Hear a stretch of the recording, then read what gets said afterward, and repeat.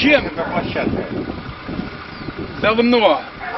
Годов 5 или 6. Да? Да.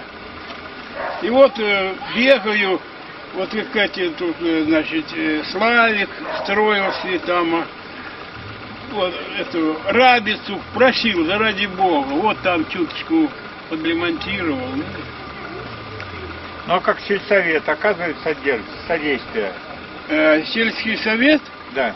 она, значит, как вам объяснить, выпросила, значит, на площадку материал, огородила свой дом и все, а вам говорит, во.